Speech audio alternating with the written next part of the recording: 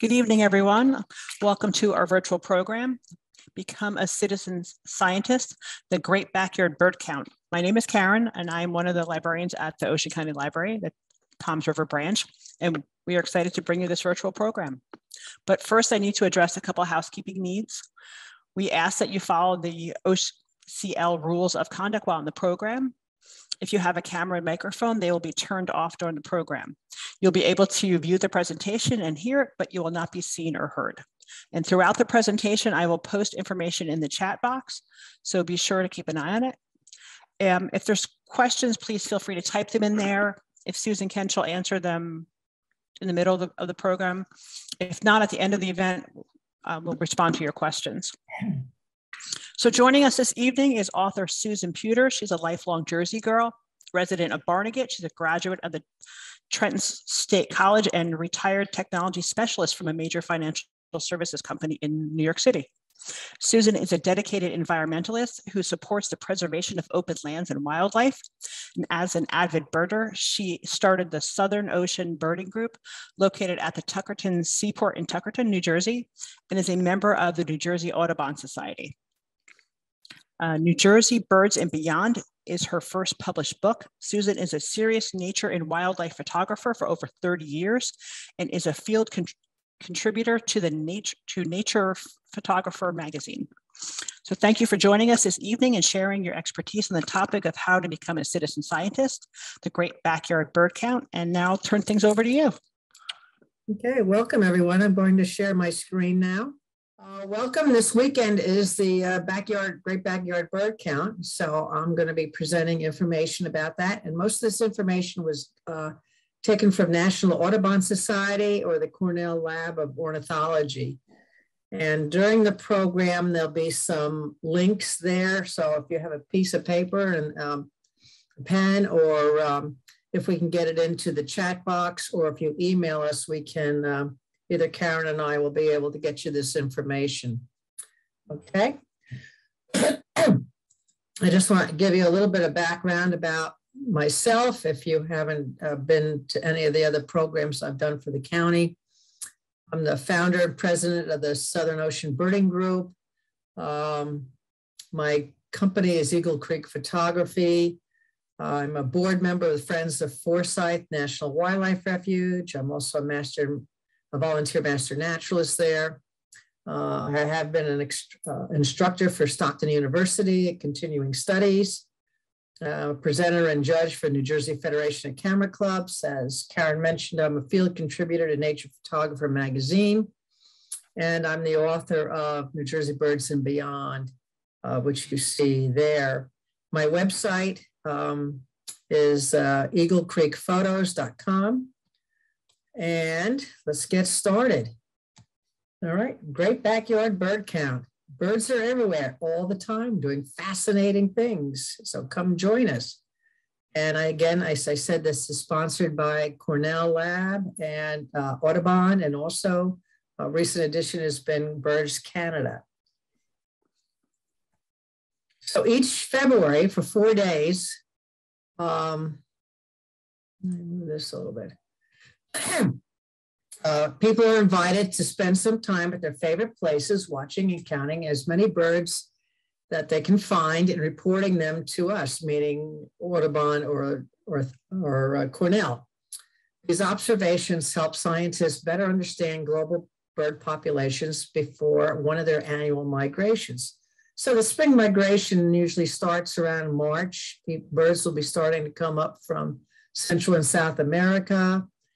And our ducks that are here now will start moving up to the northern climes of the US and Canada for breeding, like our sandpipers and our ducks especially that we might see. So you can take part of this tradition that is strictly for the birds. The Great Backyard Bird Count is a wonderful way to dip your toes or get yourself involved into the world of birds. Feel the warmth of the birding community. We're a very friendly bunch, at least most of us are, and discover the wonders in your own neighborhood or your own backyard. Again, the dates are February 18th through the 21st of this year. And so that's Friday through Monday of this coming weekend. And doing so, you help become a citizen or a community scientist. So a little bit of history about what makes the Great Backyard Bird Count, which is abbreviated GBBC, makes it a little bit easier to pronounce. It was launched in 1998 by Cornell Lab of Ornithology, which is one of the top labs in the world, colleges, as part of Cornell. It's really the top-notch birding college or university that anyone can wish to go to. And the National Audubon Society was the first online citizen community science project to collect data on wild birds and to display the results in almost really real time. Birds Canada joined the project in 2009 to provide an expanded capacity to support participation in Canada. And in 2013, it became a global project when Cornell and Audubon began entering data into eBird, which is the world's largest biodiversity-related citizen scientist community science project. And we'll be talking a little bit more about eBird coming up. So the results in 2021 went out in greater numbers last year, which is probably no surprise because people had been locked away in their homes for almost a year, and everybody was anxious to get out and about and be outdoors. And I also had a lot of people staying close to home. There wasn't a lot of travel going on last year. So last year they identified almost 6,500 species. They had over 300,000 people participated. eBird checklists was about 380,000. Merlin bird IDs was about 480,000, I would imagine. And then Mcauley photos added was 151,000. Now, Mcauley Library is a library at Cornell, and it's one of the largest birding libraries where they collect all sorts of data. They also have photographs. As you can see, they had almost 150,000 added to their collection last year, and they also collect bird calls and bird songs or bird sounds. So it's the largest library, I believe, dedicated just birds in the world.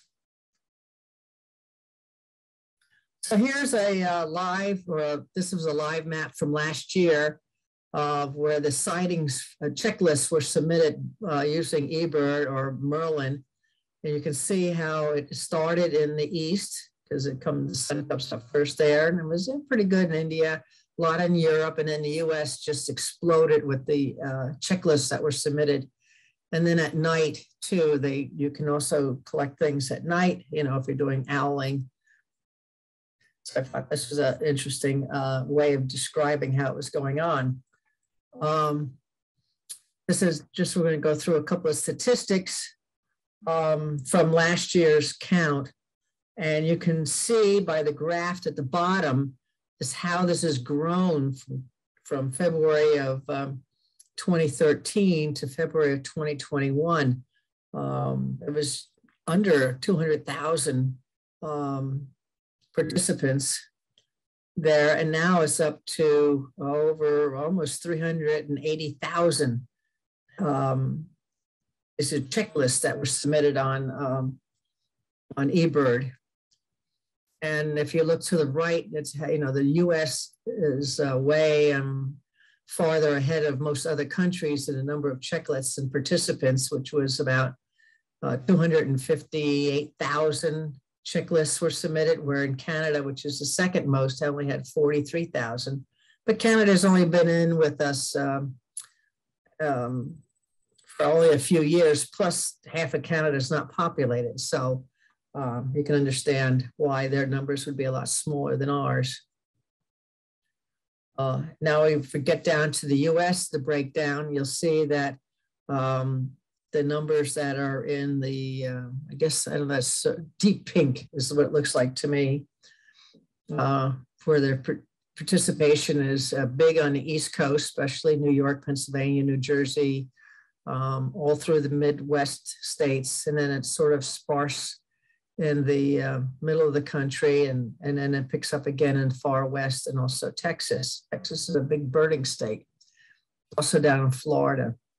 So you can see California led the crew. Of course, it's the most populous state with 20,000 checklists. And New Jersey came in 15th. So that's pretty good. We had over 6,400 checklists submitted last year. We're hoping that that can be more this year because they're really making a push for advertising this. I keep getting emails almost every day as a reminder that it's coming up and what you need to do. And again, you can see from February of 13 to the current year or last year, how the numbers have increased with Merlin IDs and checklists submitted. One final graph here is showing the participation over the around the world over time. And again, you can see checklists in 2013 was probably about 150,000. And now checklists are probably close to 400,000 worldwide. And the Merlin IDs has really exploded to almost 480,000. Again, the numbers on the right are basically the ones that were on the slide, the previous slide. But you can see how it's been growing. February 20 was before the pandemic. So they had good numbers there. So just a quick question, Susan. So Merlin ID and eBird, those are apps that we can have on our phone, correct? Right. And I'm going to talk a little bit about those apps. Okay. I just want to get people just familiar with how frequently they are used. And then we're going to talk about how you can do it. It's not going to be detailed, but it gives you information of where you can go to get details of how to use them. Awesome. Because okay. You can take a whole program just talking about eBird and Merlin. We had a program last week on for my birding group, but it was an hour and a half. So, there's a lot of information there. But again, I'm just trying to show you how it exploded last year, that everybody either is becoming more familiar, that people are knowing about it, or also that people have been sick of sitting inside and really wanted to get out. So I think what we get this year will either confirm that more people are being involved, or that the thrill of being outside has sort of lessened because of restrictions sort of not being as strict as they were last year. So why should I participate? Well, you get to make sure that your birds are counted, your birds that might be even just in your backyard. It also gives a long-term record of birds for the science, the people that collect this data, scientists. And scientists can't be everywhere. I mean, there's only a certain number and where they can be. And that's where we're helping as citizen scientists. And it's also fun, and it connects you to nature. So where can you do the counts? Where can you count birds? You can count them anywhere you like. You can do them in your backyard. If you have an apartment, you can do them on patio or porches. If you're in an urban setting, you can do them on city streets. You can go to parks. You can go to nature centers. You can basically do it anywhere. And these are some members of my birding group out last month at Barnegat, Manasquan Inlet, and it was about 22 degrees. So everybody's all bundled up. Hopefully it won't be that cold this weekend. But as I said, you can do it anywhere. You can participate from anywhere in the world. You can access your own personal bird lists. You can use your account, your eBird account or your Merlin account to report birds. So we're going to talk about that in a moment. And you can do that year round. I keep my life list on eBird.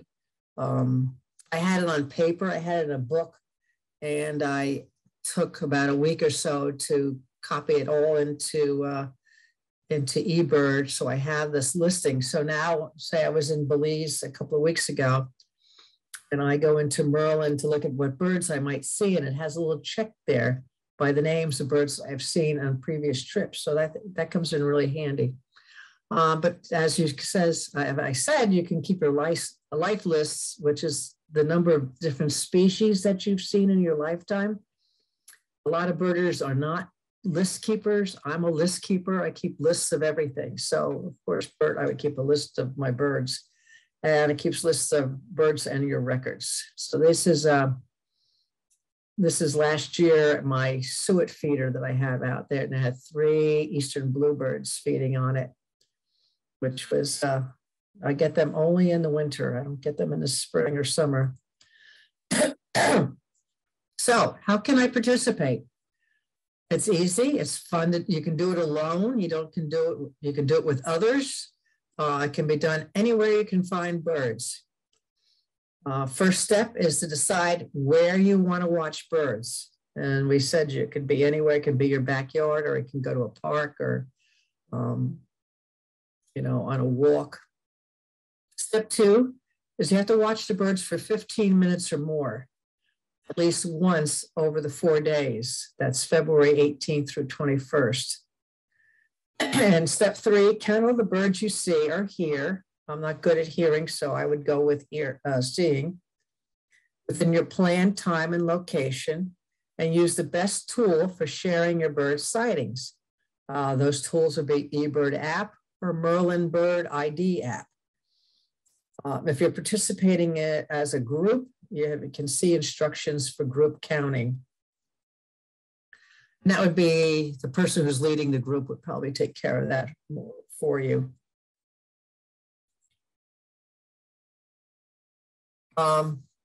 If you're a beginning birder and you're new to the count, they suggest using Merlin Bird ID app. All these apps can go on your phone. You can get them easy through your Play Store. I have an Android phone. I do not have a Apple phone, but you can get them for either phone. We'll be able to handle that. You'll be able to download these apps to your phone. If you participated in the count before, try eBird mobile app or enter your bird list on the eBird website. So if you don't want to do it on your phone, you can keep a paper listing, and then you can just go to your website or go to the eBird website, use your desktop or laptop, and enter the information in there. And I'm going to have available at the end of the program my email, because I have a listing that I will show you that has basically the birds that we see in Ocean County, where you might have a checklist already from there. And if you're participating in a group, see instructions for group counting. Just a note, you can start entering bird lists at midnight local time on the first day of the count anywhere in the world. Well, we're only in Ocean County, most of us. So that'd be at midnight, 1 minute after midnight on Friday. And you can enter your data until March 1st. So again, especially if you have it on paper, you're keeping a bird list on paper and you want to put it in, you have till March 1st to enter your data. But the information you enter should be from only the 4 days that the bird count is going on. So we want to keep our statistics, you want to keep the data clean and correct. All right, so now we're going to talk a little about the tools that you can use. If you're new to birding or backyard bird count and have a smartphone, they recommend that you use the Merlin Bird ID app to enter your first bird. And they're free. These apps are free, easy to use. And to find out exactly how to use it, and again, where I was talking about that this could take like an hour just to talk about how to use these different apps, you would go to www.birdcount.org/Merlin-bird-ID app. So I'm going to leave this up for a few moments if you want to write that down. You want to use Merlin. I use Merlin all the time because you can get different packages You can get northeast bird packages. You can get birds for southeast bird packages. And it's carrying, like, having it is like carrying it around a small field guide with you, because it gives you a variety of pictures of the birds. It gives you maps of where you would find them. It gives you the bird song, and it gives you a brief description about the bird. So it's really handy to have. I use it in Belize because I downloaded the Belize package, and I had all the birds that I saw in Belize came up on there, and I didn't even use my field guide at all. So this is a really good app to have on your phone, especially if you really want to get into birding and you want to help to identify it. You can identify birds by taking a picture of it and submitting it to them. You can identify birds by writing up a description of what you're seeing. Or you can do now is record the sound of a bird call that you're hearing, and they will either tell you what the bird is or will give you a selection of what it might be. And then if you get a glimpse of the bird, then that'll help you ID the bird. So Merlin is a wonderful app, and it's always expanding, and it comes from Cornell. And I hope everybody's gotten that information written down, again, because it takes a long time to talk about how the apps work. If you're really getting into birding and you want to use eBird to track your birding activities, it's a free eBird mobile app. It's a fast way to enter your bird list right from the palm of your hand. And again, this is a description or a website link that you can go to, and it gives you a detailed description of how it works. We're going to go over this a little bit briefly of how it works, but if you want to get more information about it, go to www.birdcount.org, eBird mobile app. So I'll leave this up for a moment so you can write that down too. If anybody has any questions, I don't see anything in the chat, so I think we're good for now. Okay, we're going to move on, and I'm going to show you a little bit of how eBird works. And the third way to go is use your desktop or your laptop. If you prefer entering your sightings on the computer, perhaps after making a list while on a hike or watching at your feeders, we'll walk you through that. And again, that's same main application site, which is www.birdcount.org/eBird on computer. That's if you like keep paper counts. You know, you're looking at your window and you sit there for like 15 minutes having a cup of coffee, and you see some titmice, you see some house finches, cardinal, and you're marking this down after you've been sitting there for at least 15 minutes. And you don't want to do it on your phone because you don't feel that comfortable about using it. You can go on your computer and enter this data on there. Okay, so what do scientists learn from this? They learn migration patterns. They learn year-to-year changes. And they also learn long-term trends. I don't know if you saw the article that was in the paper back in the late 2019. It made a lot of headlines in the news and everything about 3 billion birds have disappeared from North America over the past 50 years, that the numbers have just dropped, mostly in grassland birds. And one of the reasons that scientists know this, and why they know this at Cornell and Audubon, is because of days and events like this. There's also the Christmas bird count, which goes on in winter, and the Great Backyard Bird Count gives these scientists really great data for knowing about migration patterns, what numbers are, or what populations are decreasing or increasing over a period of time, and that they can determine long-term trends. So it's really important to be able to help out, help nature. So how do you do this? All right, you're going to count birds anywhere for at least 15 minutes. You can count longer if you wish. I mean, if you're sitting and you have a window, you have a couple of feeders out, you have some suet, you have a bird bath, and you're sitting there with your cup of coffee, having a donut. I don't know, I have donuts in my head. You can sit there and count and just keep track on your, either on your phone or on a piece of paper.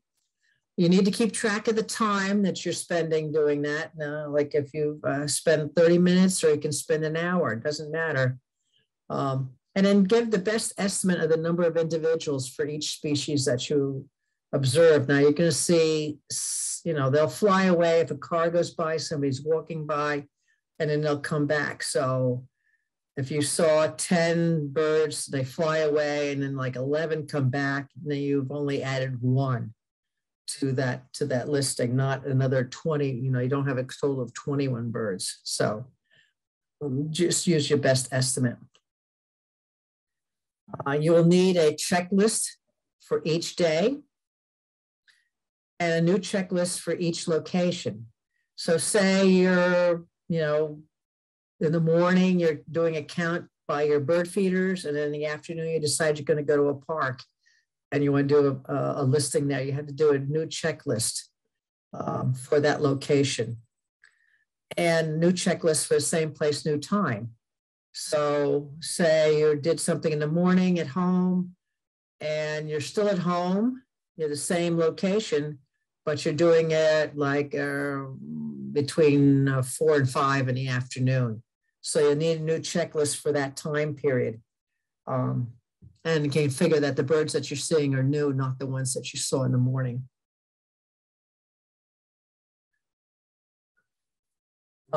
It's important to create an account if you're new to Great Backyard Bird Count and you have not participated since 2013. I'm assuming that probably some of you may have never participated, and if you're new to eBird or to Merlin, you can go in and create an account, and both those applications are free. If you already participated in other Cornell projects such as eBird, Merlin, Feeder Watch, I'll talk a little bit about that later on, Nest Watch, etc., enter your same username and password. And all sightings reported to eBird over the weekend and saved in bird IDs in Merlin count towards the count. Right. So if you use both eBird and you use bird IDs in Merlin, both of those will be saved. All right, so let's look a little bit at what you would come up with if you go into eBird. First, you usually have to make it, identify what your location is, or where you're making your observations. You can choose your home, or if you're at a park and you're not exactly sure, you can enter, you can look on a map and it'll give you an area, and then you can just click on it. If they know your home, if your home, you have your home address in there, you know, that'll come up. So here they need to know where you're looking, identify the location where your major location. So all this information is from New York State because that's where Cornell is located, in New York State. So that's what the examples are from New York. So you're saying, my home is in New York. So, and they're doing New York City. Okay, so it asks for your location. You can do a location of where you're at that moment, and that'll come up automatically because, you know, your cell phones follow you, and everybody knows where you are on your cell phones. You know, they have that tracking location, and so you can choose, you know, where I am now, or if you do it later on, you can go back and choose where you were when you did the observations. So it'll come up with this map that has hotspots, and all the hotspots in New York State are located with these little X's. That means people have been there multiple times, have seen a lot of birds in those places, And eBird already knows those locations as being a special location for finding birds. So you can zoom into this box. Again, I said it was New York State. They have them for New Jersey, and hotspots in New Jersey would be Sandy Hook, would be the inlets, Cape May, all the various parks and stuff that we have in New Jersey, like they have here. And you can zoom in and get really close to where you think your location is. And then if you click on one of those little balloons there, that'll give you your location. And then if you find your location, then you just hit continue.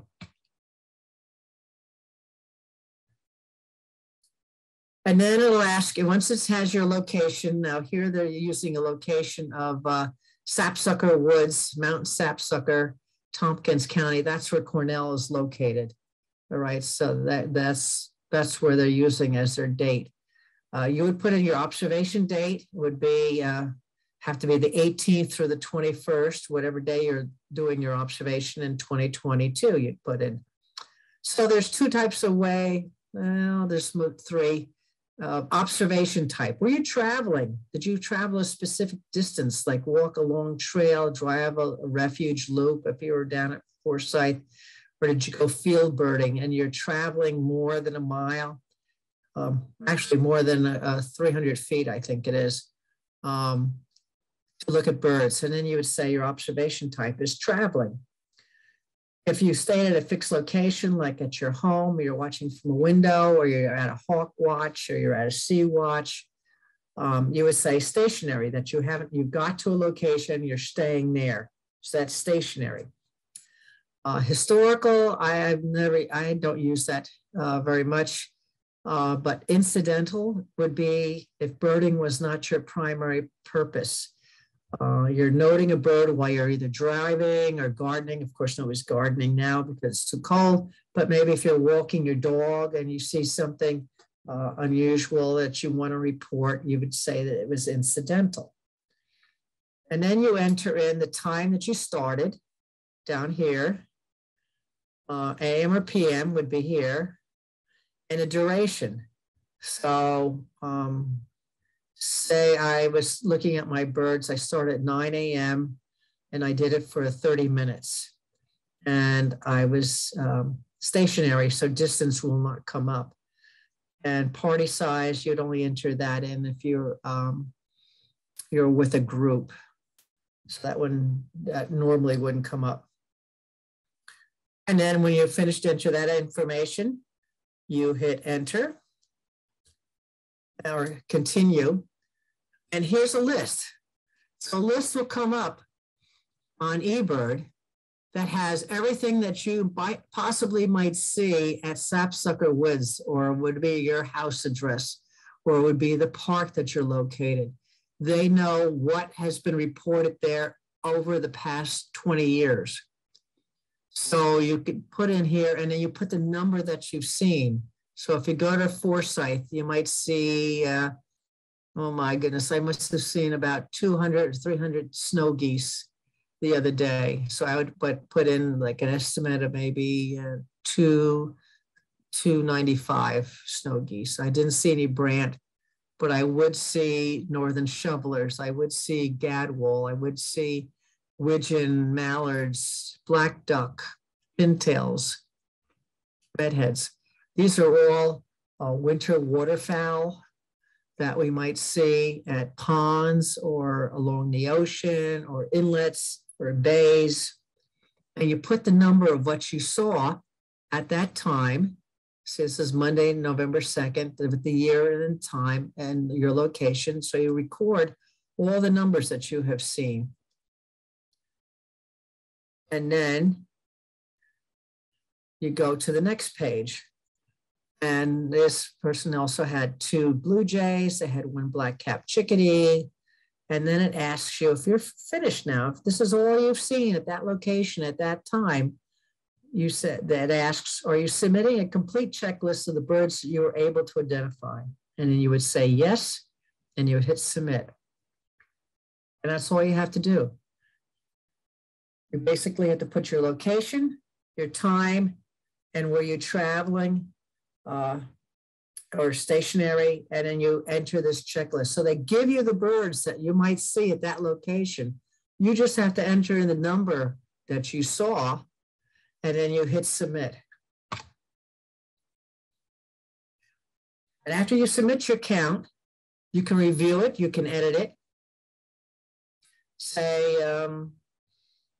you're getting in your car ready to come home, and all of a sudden this tufted titmouse popped up in front of you. So you want to edit your list and add that in. And like I saw one tufted titmouse at this same location. So you can enter that, and then it would be submitted. You can share your list with others who compile the list in a group. When we go out on field trips, there's always a couple of people that are constantly keeping up to date lists. You know, if we stop one place and they whip out their phones, they put in, we saw 3 Cardinals, 2 Blue Jays, 1 yellow rump warbler, and they hit that list. So they compile a list for that day, and then they can send it to me. I don't have to keep track of all that stuff. I can go out there and take my pictures. And then they send me a list, and then I get the list, and then I have the option of saying, you know, I didn't really see that titmouse that they saw. I can delete that off of that list. Or I saw another bird that they didn't see, and I can add it to the list, but I don't have to keep a whole running list of everything that we saw. And once you submitted it, then you can go to another location, another time, and you can submit another list. So when we go to Cape May, you know, we might hit 3 or 4 or 5 different locations during the day, and we'd have 3 or 4 or 5 different lists for what we saw at that specific location. It's really a great way of keeping track of things without having to remember, what did I see? Do I have a piece of paper and pen that I can write that down? You know, you can just do it on the phone because everybody travels with their phone. I mean, it's hardly ever that you don't have your phone that's near your hand. So as I said, you can, if you want more details on Merlin and eBird, go to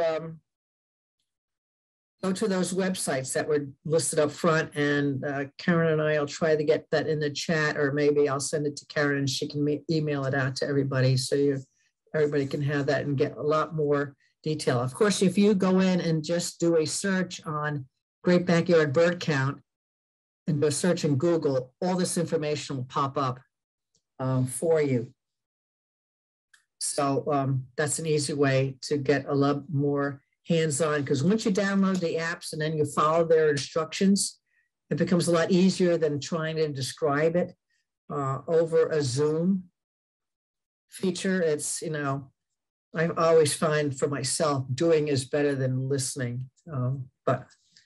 So some typical birds that you might find your bird feeders would be like eastern bluebird. I've had I had a downy woodpecker this afternoon at my suet feeder. Carolina chickadees we have in this area. Some other typical ones would be like yellow rump.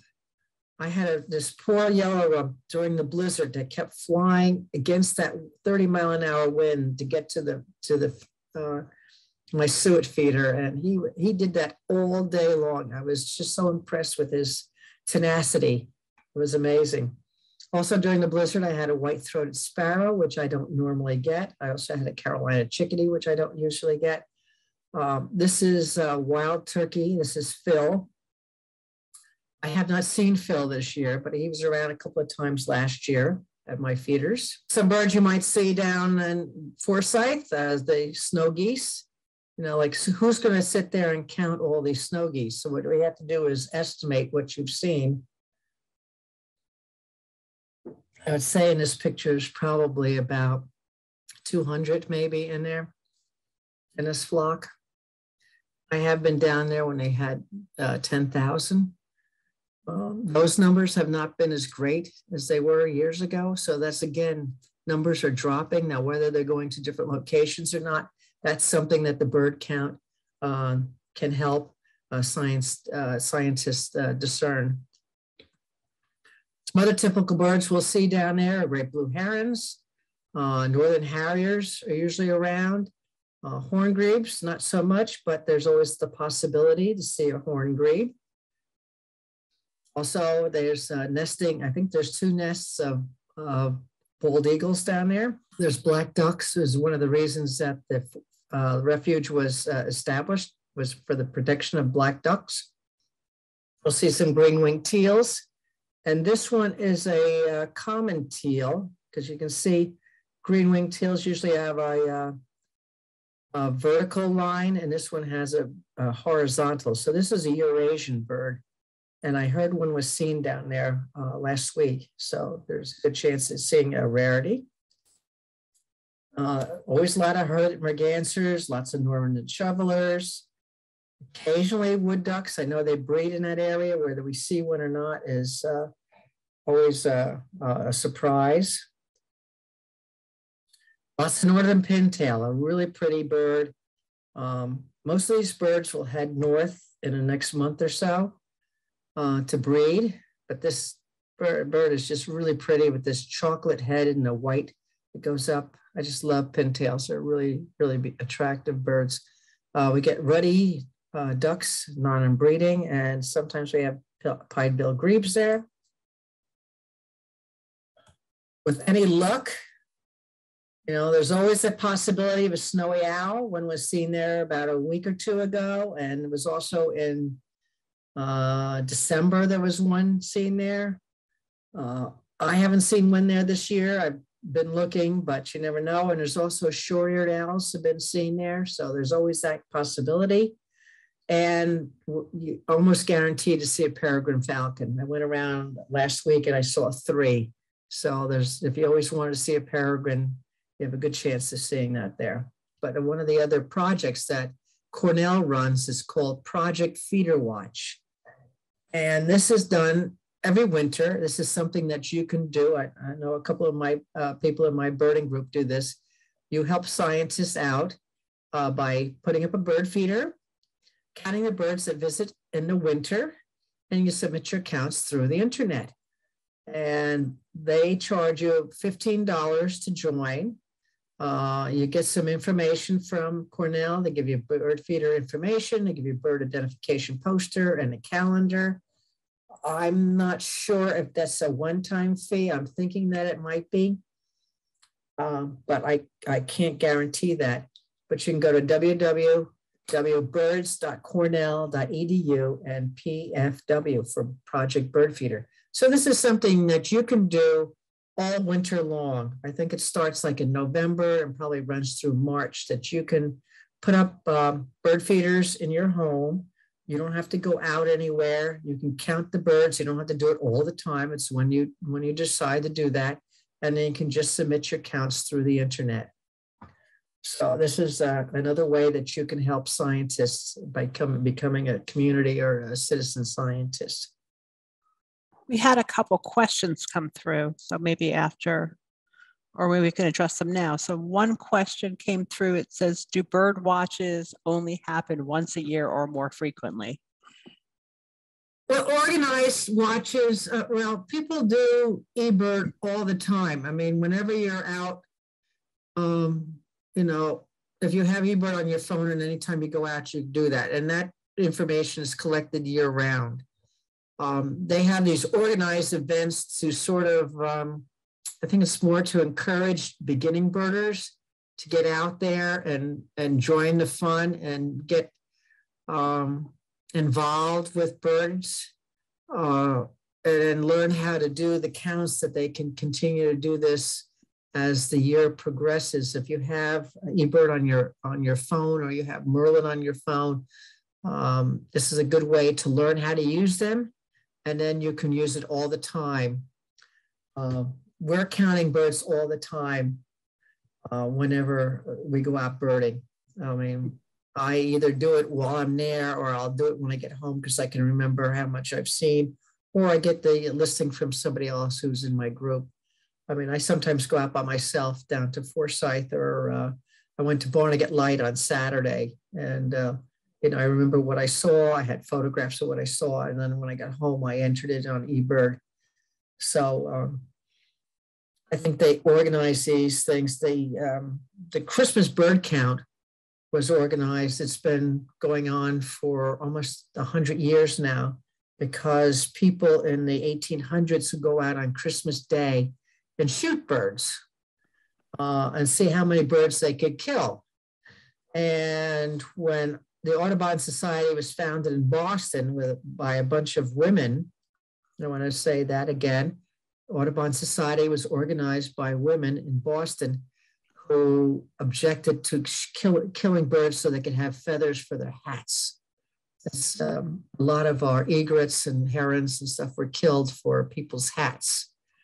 And they said, why are you going out on Christmas to kill birds when you can go out there and count them? So that's how that was established. And that's been going on, as I said, for over 100 years now. And the Great Backyard Bird Count, I think, was established in the early 2000s, primarily because they want to get information before they start their migration. As I said, the migration starts in March. Songbirds will be starting to come up from the south early March, and they want to get a handle on what birds are being seen, where the people are recording them, and so they can know, how the migration patterns are changing. Any other questions? I had another question was, where can you get a checklist? Is this one, do you make a... Here it is. Anybody needs a checklist, you can email me and I'll show. I don't know if anybody can see this. When I unshare my screen, I'll show you the checklist that you can get. I have this, we put this together for our Christmas bird count. So this is basically the birds that you can see in the winter in Ocean County. I think the county has them, but whether they're printing them because of COVID and stuff, I'm not sure if there's still checklists available, but I have one that you can get. So you can email me at photo822@yahoo.com. I have this and I will send this as a PDF to you, and then you can print it off. Okay. How about now birdcount.com? They have some sort of checklist as well, but I'm not sure. Yeah, because it depends on where you are. Okay. Like I live a little more north, so I'm not in Ocean County. So would I benefit from eBird? And you put in your location, they will, what comes up on eBird are birds that are normally seen in your area. Okay. Right. Does everybody have my email, photo822@yahoo? Okay, because I want to All right, my website again is eaglecreekphotos.com. And there's my website and my email address. I want to thank you all. I'm going to unshare. Does anyone have any further questions? I'm going to show you the checklist that I have. All right, so everybody can see this. Mm-hmm. So you can use that and put in, it has all the common birds that you'll see, and there's also a space at the bottom where you can add something that's not on the checklist. And they're divided by the classifications of birds. We have swans, geese, ducks, loons, grebes. This is the standard universal or worldwide breakdown of how birds are listed. So I can email you that if anybody sends me their, are cardinals becoming endangered? I have not heard that. They're a forest bird, and forest birds are doing okay. It's more grassland birds, but the numbers are dropping, like bluebirds, various sparrows. Yeah, I have not heard of population problems with cardinals. And they're basically a North American bird. They don't have cardinals in Europe. I'm wondering if I'm reporting the correct birds. A lot of them look similar. Well, yes, they do. One of the benefits of having Merlin is that you can go in there and do a description, or you can upload a photograph of it and they can tell you what it is, or if you have a good field guide. Do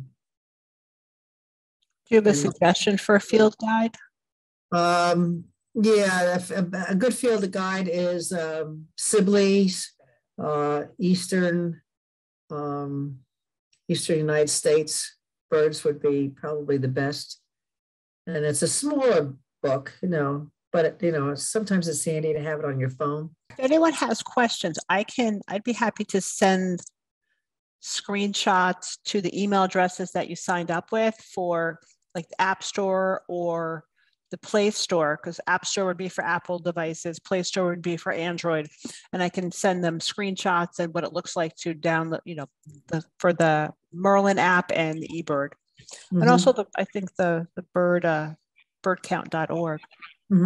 Another question came through. Yeah, it's a better tidewise to see ducks at the 8-mile drive through Oceanville. That's Forsyth National Wildlife Refuge. Most of the ducks are in the ponds that are in the middle between the drive, and that water is controlled by the refuge.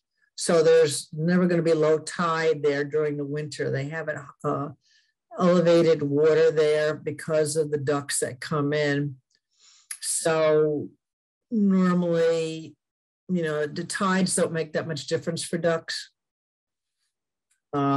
It does for like sandpipers, and basically the only sandpipers we have in the winter are dunlin, and there's usually huge flocks of dunlin around the refuge this winter. I've seen must have been 1,000 dunlin. So for ducks, tide isn't that much, because if it's lower tide on the outside of the drive, you'll see a lot of teal there. The green-winged teal, they'll slop around in the mud and go, feeding. So I hope that answered your question. A lot of birds do look similar, especially sandpipers look very much alike, and also a lot of sparrows look a lot alike. I'm not really great, some sandpipers I can pick out. In the winter, though, you're probably going to only see dunlin. So it limits it to one. So you really can't get it too wrong. Now, in the spring and the summer, is it a Western? It could be a Western sandpiper in with a bunch of, semi-palmated sandpipers. I have no, a white rumped, I'm not great at that. Any other questions? Let's see. Okay.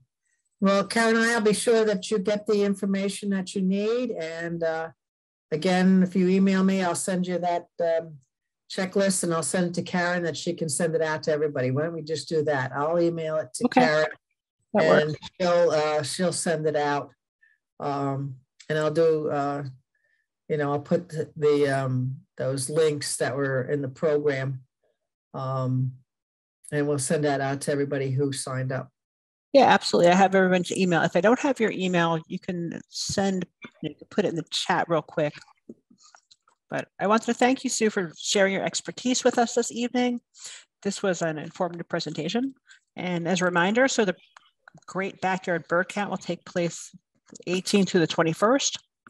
Hope everybody joins. And this program will be uploaded to the OCL YouTube channel. Sue had a series of 6 programs over the summer, and they should be uploaded there too. So if anyone's interested, that was about bird watching essentials. She provided some great programs, and hopefully some more coming up. All right, everybody, if there's no further questions, thank you so much for joining us. And Sue, get out there and go birding. Yes, absolutely. Help us collect science, That's what the game is, We got to help everybody collect data. No, I think it's great. Everyone. Thank you so much for this program. This is wonderful. Support public libraries. Like, share, and subscribe for more great videos.